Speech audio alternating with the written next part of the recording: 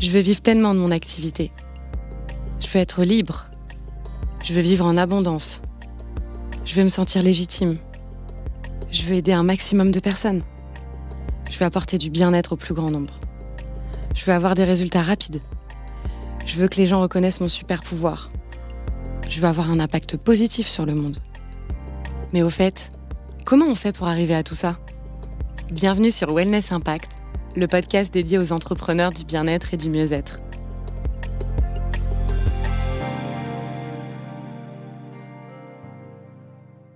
Hello les amis, bienvenue dans ce nouvel épisode du podcast Wellness Impact. Aujourd'hui, nous allons parler d'un sujet qui peut t'affecter dans ta vie personnelle comme professionnelle et devenir un véritable frein au développement de tes projets et plus largement de tes rêves, de ton bien-être.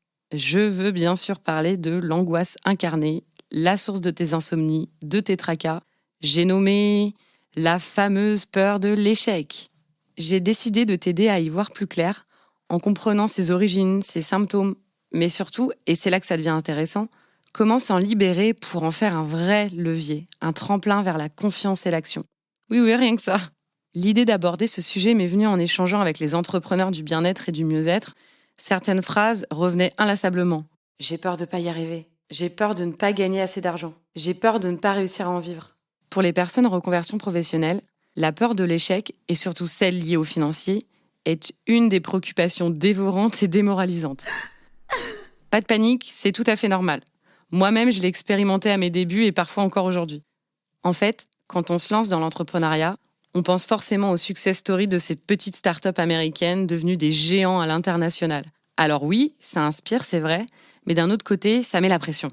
On se sent obligé de réussir. Si eux l'ont fait, je dois le faire moi aussi. Et là, l'échec devient une hantise, source de stress et de mal-être. Pour preuve, la simple évocation des deux noms savants de la peur de l'échec suffira à te donner une crise d'angoisse et un bon mal de crâne. La cacoraphiophobie ou l'atiquiophobie. Je t'avais prévenu.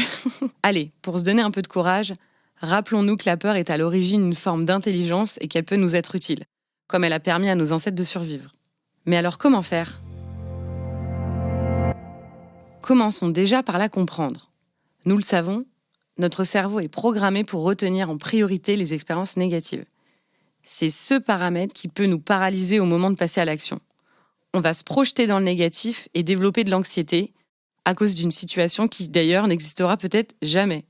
Comme j'en parlais dans l'épisode précédent, le cerveau ne différencie pas une situation visualisée d'une situation réelle.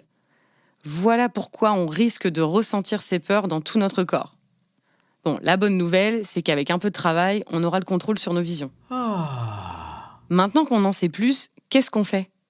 Il est primordial de comprendre que la peur de l'échec n'est pas une fatalité. On va s'entraîner à la voir comme un conseiller plutôt que comme un guide. Autrement dit, on va arrêter de l'écouter, mais on va apprendre à l'entendre, car elle a peut-être des choses pertinentes à nous dire. Grâce à elle, on va approfondir nos recherches et se perfectionner. Car en maîtrisant plus de paramètres, on gagnera en confiance et la peur aura moins d'emprise sur nous. En pratique, on va procéder en 2 étapes. 1. La première sera la réflexion.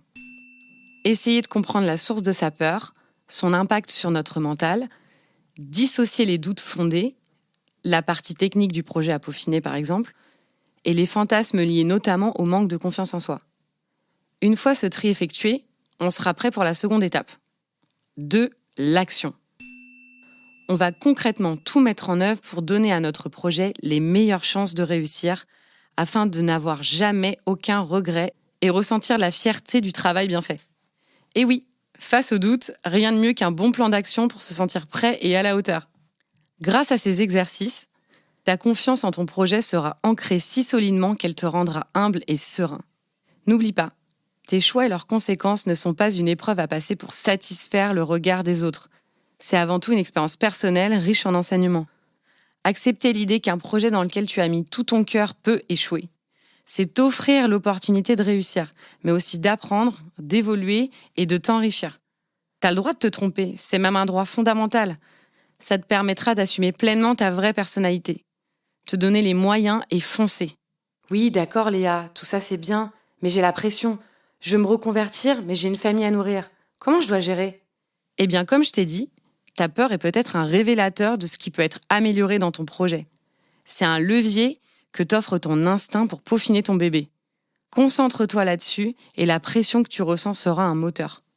Pour conclure, garde à l'esprit que dans 10 ans, tu regretteras surtout les choses que tu n'as pas faites. Let's go! Merci d'avoir écouté cet épisode. N'oublie pas que tu peux me suivre sur les réseaux sociaux, notamment Instagram et LinkedIn. Et à très vite! Merci d'avoir écouté cet épisode. J'espère qu'il saura t'aider et t'éclairer. N'hésite pas à le diffuser à un maximum de personnes.